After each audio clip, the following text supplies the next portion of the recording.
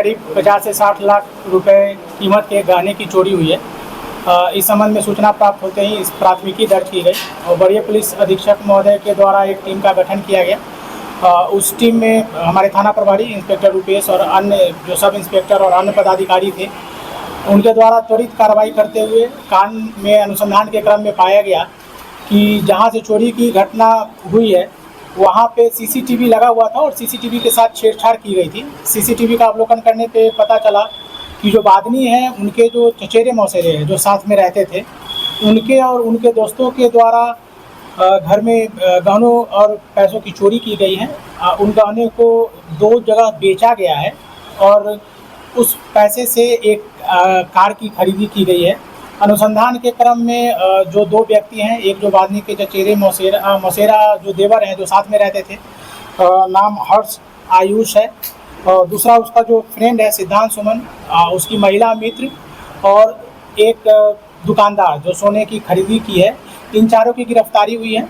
अनुसंधान के क्रम में नगद इन लोगों के पास से 5,40,000 रुपया, जो 7 लाख पैसे से एक second hand Mahindra XUV 500 car की खरीदी हुई थी उसकी बरामदगी हुई है। 4 मोबाइल फ़ोन और करीब 8 लाख के गहनों की बरामदगी हुई है। इसमें गहने जो चोरी किए गए थे उसको 2 दुकानों में बेचा गया है खो करके। एक दुकानदार की गिरफ्तारी हो गई है और दूसरे दुकानदार का शिनाख्त कर लिया गया है और उसके विरुद्ध छापामारी की जा रही है। जल्द ही उसकी भी गिरफ्तारी होगी। सर, तो जो चोरी हुआ था वो लोग कोई क्रिमिनल हैक किए थे या वो मिलकर ही किए थे? उनके जो रिश्ते, देखिए, उनके जो घर में रिश्तेदार थे उन्हीं के द्वारा इसकी साजिश रची गई थी। उनको पता था कि घर में गहने कहाँ पे हैं और चाबी उन्हीं के पास थी, तो उनके द्वारा अपने सहयोगियों के साथ जो 2 और अन्य व्यक्ति हैं, एक पुरुष और एक महिला, उनके साथ मिलकर इसको अंजाम दिया गया था। कोई अपराधी की नहीं, अभी तक जो अनुसंधान के क्रम में तथ्य आए हैं, अभी तक इन चारों में से किसी के विरुद्ध कोई कांड दर्ज नहीं पाया गया है। महिला कर्मी का क्या इसमें?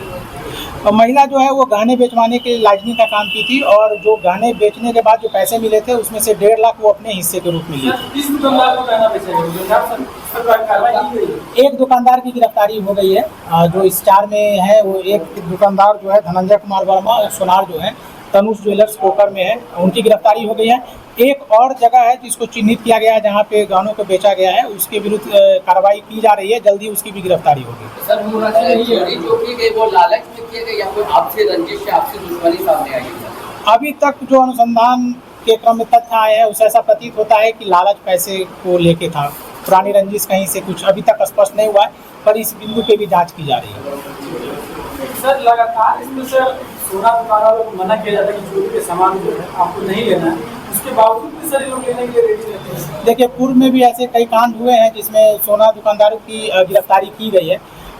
समय समय पे सभी थाना प्रभारियों द्वारा उनको निर्देशित किया गया है और उनको आदेशित किया गया है कि एक रजिस्टर को मेंटेन करना है, जिसमें अगर वो नगद देकर अगर गहने खरीद रहे हैं तो उसमें जो बेचने वाले हैं, पहला उनके साथ ये होना चाहिए कि जो कागज़ है, संबंधित दस्तावेज हैं अगर गहने का तो उसको रखें, या जो बेचने आ रहा है उसका कोई वैलिड पहचान पत्र हो। अब इस संबंध में पुनः एक विशेष अभियान चला जाएगा और अगर ऐसे कोई दुकानदार हैं जिनके द्वारा इसको फॉलो नहीं किया जा रहा है तो उनके विरुद्ध उचित कार्रवाई हेतु अनुशंसा की जाएगी।